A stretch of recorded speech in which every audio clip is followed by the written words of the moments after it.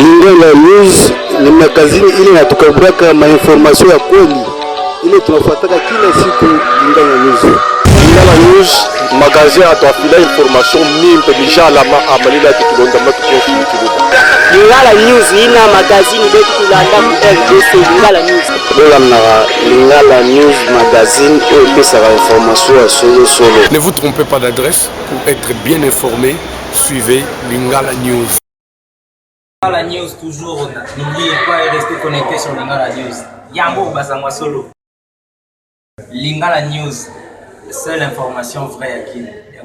Lo ezalaki opesi mbwa aboyi po ezalaki vraiment bana nyonso ya Tchango na Mwamba bakutanaki awa po na ko célébrer matinée politique na bango o babi première matinée politique na bango na objectif élection 2023. Vraiment oyo balobi vraiment bazali na sima ya chef de l'état oyo ekamamaka epai ya yemoko président national honorable Georges Kazadi mwana maele Georges Kazadi. Vraiment ezalaki somo na ba mama pe ba papa bilenge ya maele bazalaki wana na koyoka président national na bango honorable Georges Kazadi mwana maele. Etangami na kombo parti oyo na kombo ya Alternance pour l'émergence du Congo na mukuse oyo babengi ASC mwana mboka parti ya ko soutenir yango yo. Vraiment bana ya Tchango pe Mwamba basepelaki na idée oyo. Vraiment objectif élection 2023 biso nyonso sima ya chef de l'état ASC boyoka na micro ya Lingala News ndenge ye moko président national alobi boyi.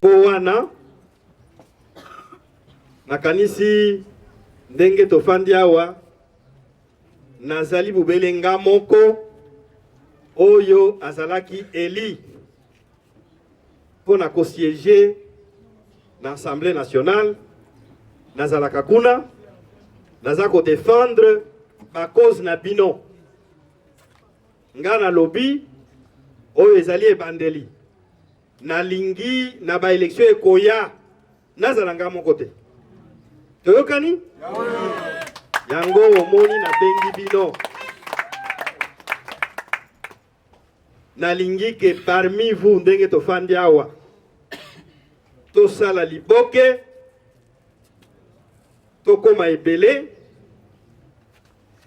tokende na ndako wana ngana yebi secret ezali na kati ya ndako wana.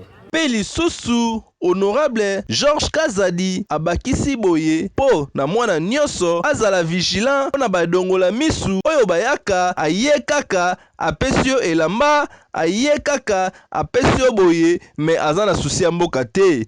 Bana mboka bofongola misu pona badongola misu bofongola misu pona bato ya mitema mabe. Honorable Kazadi yeyo atikaka bino te asalisaka bino yeyo bana ya district ya Tchango na district ya Amba basepelaki na baide na ye. Objectif élection 2023 ndenge vraiment ezali alobi lisusu boye na micro ya Lingala News. Ali na même droit lokola mibali prochainement ba candidat député national ya basi bazala pe na kati na biso surtout parti ya biso ozala toko écarter mutu moko te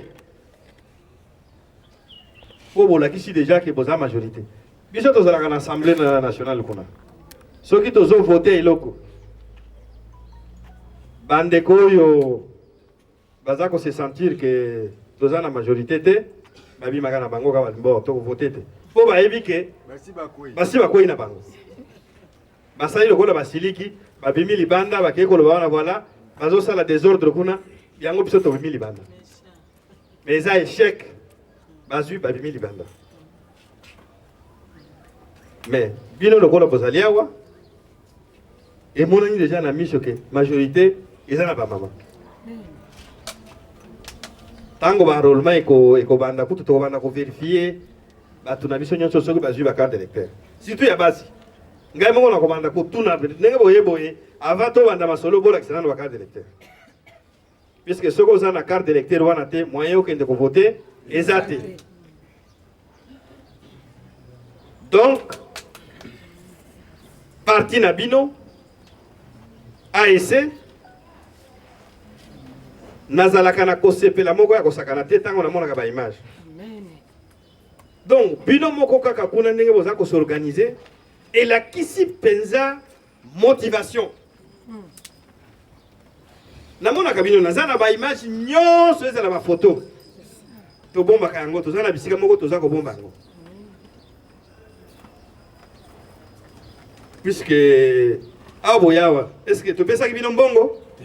Et le côté et la Kisami que vraiment les Kambo Oyo Tozo Salawa et si ezui bino na motema.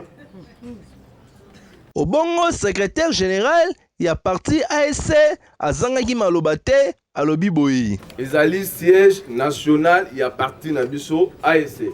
Peli susu mama président ya ba mama nyonso ya ASC abakisi makambo mama Telema 2023 oyo tokosimba ngo alobi boye na micro Lingala News. Na 4 traits caractéristiques. C'est quoi les traits caractéristiques? Ezali otobengi makunzi. Na ko pesa exemple moko moni à chaque fois tout monde a batanke. Au monde attaque wana efanda likola makunzi. Et puis makunzi wana ezalaka mibalete. Makunzi wana ezalaka 4. Donc les andenge moko na banda ku 100 colonnes ndaku ekotele mate. Ndaku wana ekokweya. Po balobi ndaku nini ezalite makunzi ezalite pe lento ezatenda kwa ezalaka durable na yango na lingi na lobanini c'est quoi ba makunzi wana 4 o ezosa la démocratie na biso. C'est la bonne gouvernance. Mwana ya mboka esengeli oyeba batu ya malamu lokola honorable Jean Kazadi atika kabino te. Vraiment, ezalaka nde boye. Élection oyo ya 2023, objectif élection 2023, ana ya ASC bazali sima ya chef de l'État. Ezalaka nde boye. Babina sali po Lingala News tanga masolo boucle.